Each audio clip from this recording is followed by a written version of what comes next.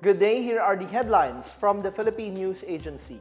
We start with some good news on the country's employment figures. The number of jobless Filipinos decreased in December 2023 amid the seasonal demand for holiday jobs, according to the Philippine Statistics Authority. National statistician Claire Dennis Mapa says the number of unemployed individuals ages 15 and above went down to 1.60 million in December 2023 from 1.83 million in November 2023. The number of jobless was fewer by 617,000 compared to the 2.22 million unemployed persons in December 2022. The employment rate in December 2023 at 96.9%, with the number of employed persons increasing to 50.52 million from 49.64 million in November 2023. Unemployment dropped to 3.1% from 4.3% in December 2022. December 2023's unemployment rate was also the lowest since 2005. Underemployment, meanwhile, went up to about 6 million or 11.9% from 5.79 million or 11.7% in November 2023. National Economic and Development Authority Secretary Alsenio Balisacan says the record low unemployment rate shows the economy's sustained momentum and the resiliency of the labor market. He also cited the Marcos administration's commitment to prioritize creating high-paying jobs to address the long-standing vulnerabilities in local employment.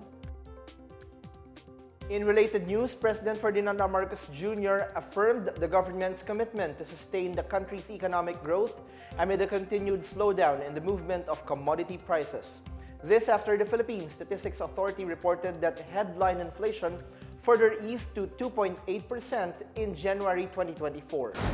The president attributed the slowdown to the 3.3% decline in food inflation from 5.5% in the previous month. He says this was driven by the government's proactive measures, such as the National Adaptation Plan and the reactivation of the Task Force El Niño. He noted that strategic partnerships to allow further imports of key commodities, such as the rice supply trade with Vietnam, are crucial towards ensuring sustained progress. Marcos adds the government is committed to easing the burden of citizens, citing the recent electricity bill discounts given to low-income households. The public is also urged to help the government in addressing economic challenges to build a better future under a bagong Pilipinas or new country. In a separate statement, Budget Secretary Amena Pangandaman said the latest inflation figure proves the effectivity of the government's economic policies. Last month's inflation is the lowest since the 2.3% recorded in October 2020. It is also lower than the 3.9% posted in December 2023 and the 8.7% registered in January 2023.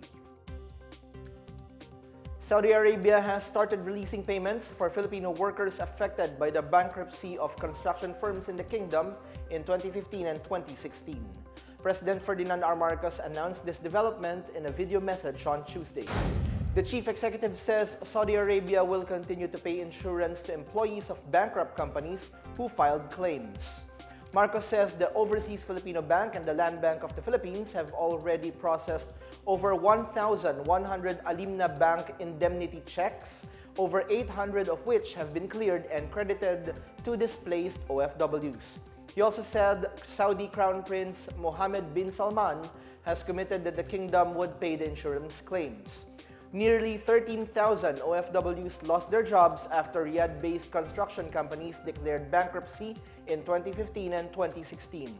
In October last year, Marcos announced that the Saudi government started processing the wage claims of the displaced workers. The Crown Prince pledged in November 2022 to set aside about 2 billion Saudi riyals for the affected OFWs. The Anti-Red Tape Authority or ARTA and the European Chamber of Commerce of the Philippines or ECCP signed a deal to further improve the ease of doing business in the Philippines. Under a Memorandum of Understanding, the ECCP will receive complaints on business processes and red tape such as fixing activities and refer them to the ARTA. On the other hand, the ARTA will provide training, orientations, and webinars to the ECCP and its members to capacitate them in implementing the ease of doing business law. The ARTA shall also provide the ECCP with educational materials to raise the awareness of the business sector about the ease of doing business. ARTA Director General Ernesto Perez says the memorandum is a step towards assuring businessmen that the Marcos administration is serious about providing them the right environment for doing business in the Philippines.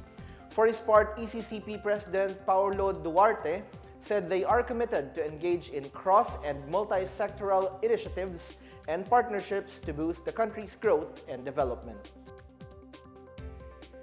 The Senate is set to tackle a bill seeking to expand the coverage of value-added tax to foreign or non-resident digital service providers. Senate Ways and Means Committee Chair Sherwin Gatchalian sponsored Committee Report 189 under Senate Bill 2528 during Tuesday's plenary session. Gatchalian says the bill seeks to clarify the current tax code, which provides for the sale of resident or non-resident digital service providers in the Philippines. He cited how local streaming platforms like i1TFC and Viva Max are charged 12% VAT but not foreign platforms like Netflix and HBO Go.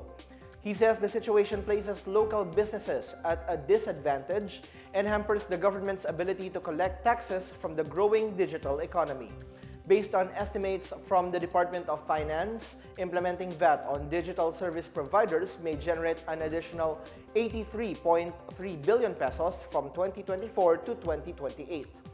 The bill also empowers the Bureau of Internal Revenue to block or suspend digital service providers that will be found violating the VAT provisions. It will also require non-resident digital service providers that are classified as online marketplace or e-marketplace to withhold and remit VAT on transactions.